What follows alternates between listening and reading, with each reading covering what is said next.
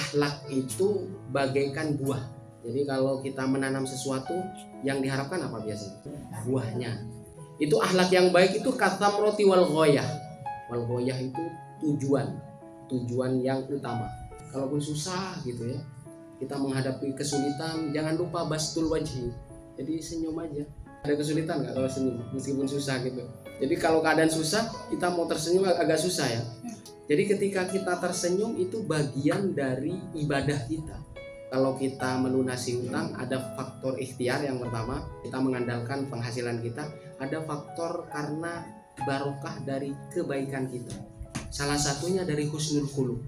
Yang pertama husnul khuluq yang saya sebutkan, bastul wajhi. Kenapa kok bastul wajhi?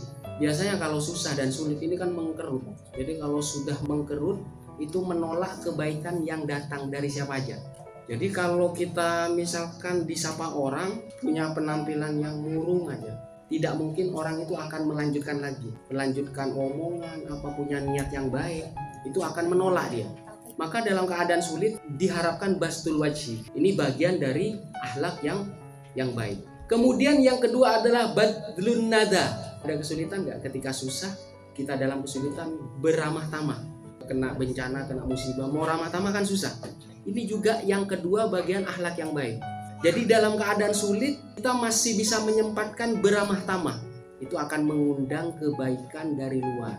Kemudian kaful adha. Lihat di kehidupan kita. Biasanya orang yang sulit bawaannya apa? Malah bisa-bisa menyakiti orang lain kan. Akhlak yang ketiga adalah kaful adha. Dia menahan untuk menyakiti. Jadi ada rahasia dari bastul wajhi, kemudian badlun nada, kemudian kaful adha. Ketiga akhlak ini dan ketiganya disebut husnul khuluq, ini mendatangkan kebaikan yang tidak terduga-duga. Mungkin karena kita banyak kesulitan, keterbatasan ikhtiar kita seolah-olah ketutup kan. Wajah mengkerut, untuk beramah tamah susah, mau berbasa-basi kan agak susah juga. Biasanya kalau sulit, kalau kena musibah marah aja, menyalahkan orang lain. Itu sudah dia menutup kebaikan yang dari luar. Biasanya orang yang seperti ini tidak kunjung reda kesulitannya, karena dia menutup. Ikhtiarnya kan sudah hampir nggak ada. Maka kenapa diajarkan di sini husnul khuluq seperti bastul wajhi, badlun nada, kaful adha? Ini memancing energi positif ke dalam diri kita. Ada faktor yang tidak ketahuan gitu. Jadi kalau yang ketahuan untuk menyelesaikan kan ikhtiar kita meminta bantuan. Ini kan tidak.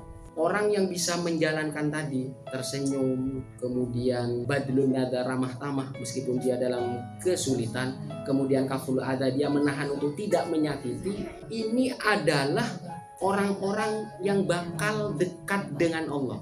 Jadi kalau sudah dekat, keinginan atau doa bakal terkabul. Ini yang saya maksud, efek positif akan menghampiri dia. Terus akan terpuruk kalau kita tidak bisa menjalankan ketiga husnul khuluq ini.